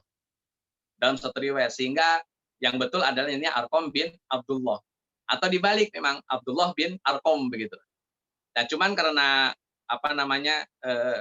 orang Arab suka sekali dengan kunyah, jadinya Arkom bin Abil Arkom. Karena memang bapaknya Arkom ya pasti akan dipanggil Abil Arkom gitu. Sehingga Arkom bin Abil Arkom. Sama kayak Abu Thalib. Abu Thalib itu kan karena anaknya bernama Thalib sehingga dipanggil Abu Thalib. Padahal nama aslinya adalah Abdi Manaf. Tapi ya karena dia punya anak Thalib maka dipanggillah Abi Thalib. Ini Arkom punya bapak. Nah, bapaknya itu satu riwayat namanya Abdullah, jadi Arkom bin Abdullah. Nah, karena Abdullah ini kunyahnya dipanggil Abu, ya abunya Abu siapa dong? Kan anaknya Arkom, ya udah Abi Arkom.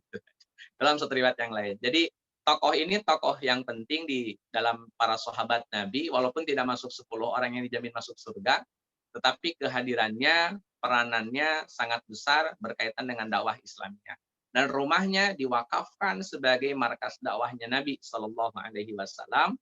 Penjelasan para ulama terkait dengan sosok Abil Arkom memang terbatas, Pak. Tidak seperti penjelasan ulama untuk Abu Bakar, untuk Umar, untuk Utsman, untuk Ali, itu kan dibahas sampai panjang lebar. Sampai berjilid-jilid orang bisa membahas tentang Abu Bakar, Umar, Utsman, Ali. Untuk Abil Arkom, Arkom bin Abil Arkom tidak begitu maksimal pembahasannya, ya karena memang cerita-cerita dari para sahabat pun terbatas tentang sosok beliau. Karena perjuangan Arkom bin Abil Arkom tidak begitu lama, tapi rasa dari perjuangannya terasa betul oleh Nabi dan juga kaum muslimin sampai hari ini. Karena saya cukup percaya kalau katakanlah ya, kalau Abil Arkom tidak berperan besar dalam proses pembinaan kaum muslimin di awal-awal saat itu, ya mungkin ceritanya akan berbeda. Nanti sejarahnya jadi lain. Tapi yang jelas Arkom bin Abil Arkom, ya kenapa dipanggil Abil Arkom? Ya bapaknya ini Abdullah, punya anak Arkom. Jadi ya Abil Arkom. Gitu. Sama kayak Thalib punya anak Abdi Manaf punya anak Thalib, dan dipanggilnya jadi Abu Thalib. Gitu. Jadi nanti bahasanya mungkin jadi Thalib bin Abi Thalib. Thalib itu punya bapak Abdul Manaf, tapi karena Abdul Manaf punya kunyah Abu Thalib, jadi Thalib bin Abi Thalib. Kan jadi begitu, Pak. Arqam bin Abil Arqam. Padahal nama aslinya adalah Abdullah, bapaknya Arqam. Jadi ya kayak gitulah. Kayak misalkan Daniel itu saya ya kan. Terus bapak saya namanya Syafi'i. Harusnya kan Daniel bin Syafi'i. Tapi karena bapak saya Syafi'i ini punya kunyah namanya Abu Daniel, jadi Daniel bin Abi Daniel. Ya itu juga sebetulnya ya. Karena kunyah saja ini orang Arab suka begituan, Pak. Jadi ya sah-sah saja. Makanya saya tidak terlalu suka dipanggil Abi. Saya dipanggil anak-anak saya ayah, bukan Abi. Kenapa? Karena itu masih tradisi Arab, bukan tradisi Islam. Jadi ya mau dipanggil ayah, bunda, bapak, aba, sah-sah saja lah. Jadi tidak harus maksain dipanggil Abi. Apalagi sampai dipanggil, misalkan saya punya anak namanya Sohwa, anak pertama. Jadi panggillah saya Abu Sohwanda, dah harus. Jadi nanti Sohwa bin Abi Sohwa. jadi ya sudahlah, itu cukup dengan Daniel Barkah, cukup dengan nama artis saja. Jadi ini kebiasaan orang Arab, Arqam bin Abil Arqam gitu ya. Padahal namanya adalah Arqam bin Abdullah, tapi karena Abdullah ini punya anak Arqam, ya dipanggillah Abil Arqam. Jadi malah jadi ribet ya, Arqam bin Abil Arqam. Orangnya itu juga. Padahal beda. Allahu a'lam. Barangkali itu, Pak. Allah. Jadi tidak begitu banyak ya Ustaz ya informasi terkait dengan ini Ustaz. Ya, tidak terlalu banyak. Beda dengan Abu Bakar dan Umar. Memang para ulama pun terbatas membahas Arqam. Allah. Ya, baik Ustaz. Sudah jam 9:40. Cukup banyak pertanyaan dan cukup jelas jawabannya. Jazakumullah khairan Ustadz atas ilmu yang telah disampaikan pada kesempatan kali ini. Menarik sebenarnya Ustadz, karena saya juga ingin bertanya karena waktunya juga sudah larut. Menarik juga mengetahui kondisi awal-awal itu pasti banyak hal-hal yang menarik juga. Challenge-nya cukup banyak, tapi nanti bisa kita sambung lagi di pertemuan insya Allah di Ahad pekan depan. Sekali lagi jazakumullah khairan Ustadz. Kita tutup